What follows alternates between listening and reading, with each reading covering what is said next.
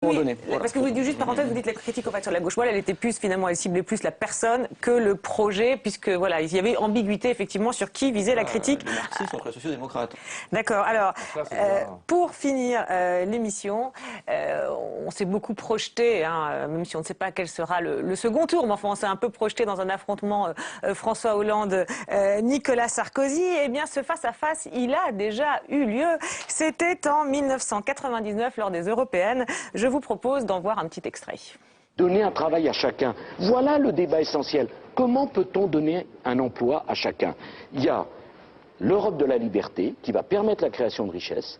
Et me semble-t-il, l'Europe du socialisme à la française, qui n'est pas... déjà expliqué que ce n'était pas différent. Vous savez, regardez nous avons toujours respecté la liberté. Alors n'utilisez pas les mots, je crois, à contre-emploi. Pas la liberté politique, François. Non, mais regardez la liberté tout jeunes. court. C'est une hérésie. De donner un emploi aux jeunes, non, je ne le crois pas. Attendez, je vais terminer.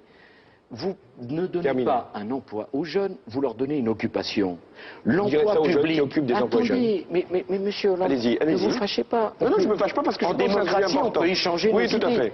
Un emploi d'utilité publique pour un homme ou une femme qui a 55 ans, qui n'a aucune chance après 2 ans de chômage de retrouver un emploi dans une entreprise. Je suis pour l'emploi d'utilité publique. Mais pour un jeune qui a bac+2, c'est en entreprise qu'il doit aller apprendre un métier. Il ne faut pas les occuper. Il ne demande pas à être occupé avec un revenu minimum, François Hollande. Il demande d'avoir un métier. Fois, et je ne suis pas sûr que ce soit aujourd'hui le sujet européen. Mais je suis prêt au débat autant que vous voudrez. Car je sais ce que ça peut commander pour un jeune d'avoir justement ce type d'activité et d'emploi. Voilà, alors on ne sait pas, on n'a pas fait le match pour savoir qui sortait gagnant de ce débat. Olivier Faure, quand vous le voyez, vous vous dites quoi? Vous vous dites que ça se repassera plus jamais comme ça, que François Hollande a beaucoup changé, que vraiment Nicolas Sarkozy est beaucoup plus pugnace, et identique à lui-même? C'est vrai, en revoyant ces images que j'avais complètement oubliées, j'ai le sentiment que Sarkozy est resté sur le même type de rhétorique et que François Hollande, lui, a beaucoup progressé. Effectivement, j'imagine. Alors, en 99, le débat s'était plutôt bien terminé pour. Oui, Nicolas Sarkozy n'avait pas fait la liste de Nicolas Sarkozy n'avait pas fait un très bon score aux européennes. Et François Hollande avait largement battu avec sa liste, donc la liste du RPR de l'époque. Mais beaucoup progressé, c'est-à-dire là, par exemple. Ouais, qu'est-ce qui ferait plus pareil? Qu'est-ce qui ferait différemment? Qu'est-ce qui Parce qu'on a un peu l'impression qu'il se fait faire la leçon là, quand même. Hein, là. Dans l'extrait, mais dans cet extrait. Dans cet extrait-là, parce qu'il y a effectivement une espèce de côté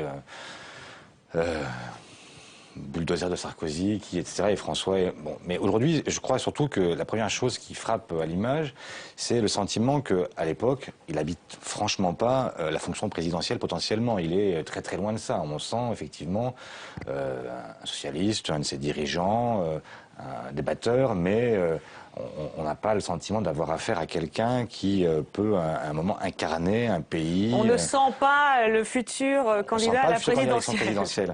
Quand on le revoit aujourd'hui et les images qu'on vient de voir tout au long de l'émission, on a un sentiment tout à fait différent. On a l'impression, au contraire, qu'il habite cette fonction potentiellement et qu'il est désormais prêt, déterminé à travers son parcours et prêt à assumer cette fonction. Nordine Cherkaoui, oui, vous dites là. Le débat présidentiel que nous aurons au deuxième tour ne fera... bon, d'accord.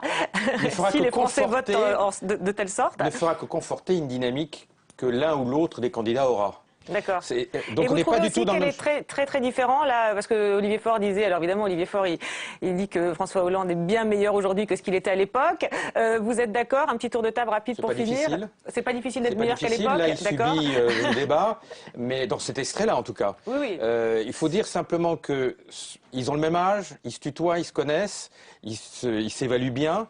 Il y en a un qui est plutôt tribun. L'autre est un bon spécialiste de la pique à la télévision. Donc le jeu est ouvert.